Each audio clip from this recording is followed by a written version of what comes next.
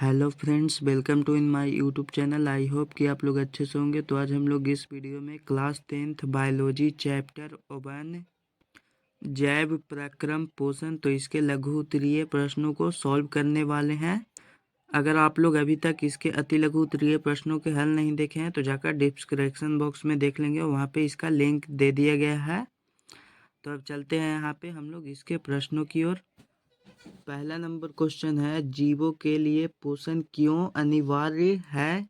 इसका आंसर लिखेंगे कि जीवन की उपापचयी क्रियाओं के संचालन के लिए निरंतर ऊर्जा की आपूर्ति तथा शरीर की वृद्धि एवं टूटे फूटे ऊतकों की मरम्मत के लिए जीव द्रव्य का निर्माण, इन आवश्यकताओं की पूर्ति के लिए तथा अपने जीवन के अस्तित्व को बनाए रखने के लिए प्रत्येक जीव को जीवन या पर्याप्त भोजन की जरूरत होती है, यानी कि जिससे उनका जीवन अच्छे से संचालन हो सके।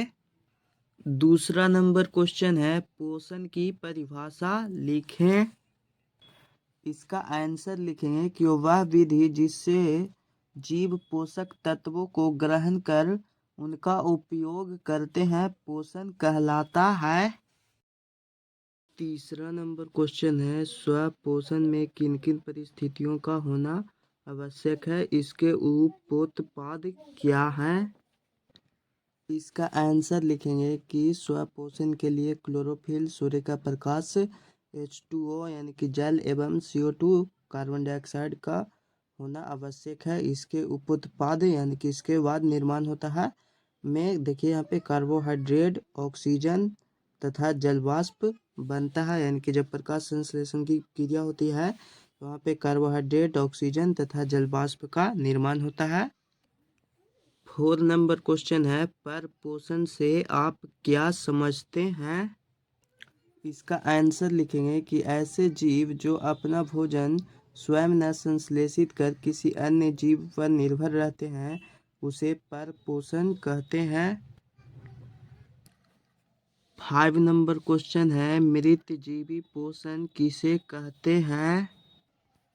इसका आंसर लिखेंगे कि मृत जीवी पोषण वह प्रक्रिया है जिसमें जीव अपना भोजन मृत जंतुओं एवं सड़े गले पेड़ पौधों से प्राप्त करते हैं, उन्हें मृत जीवी पोषण कहा जाता है। अगर आप लोगों को यह वीडियो अच्छा लग रहा होगा तो प्लीज़ हमारे इस चैनल को सब्सक्राइब कर देंगे और वीडियो को लाइक कर देंगे। 7 नंबर क्वेश्चन है, प्राणी समपोषी जीव किसे कहते हैं। 6 नंबर क्वेश्चन है, परजीवी पोषण क्या है। इसका आंसर लिखेंगे कि परजीवी पोषण वह प्रक्रिया है जिसमें जीव अपना भोजन दूसरे जीवों के संपर्क में अस्थायी या अस्थायी से रहकर अपना भोजन प्राप्त करते हैं।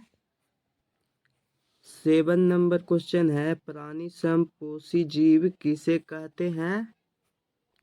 इसका आंसर लिखेंगे कि वैसे जीव जो अपना भोजन ठोस या तरल के रूप में जंतुओं के भोजन ग्रहण करने की विधि द्वारा करते हैं, उन्हें प्राणी समपोषी जीव कहा जाता है।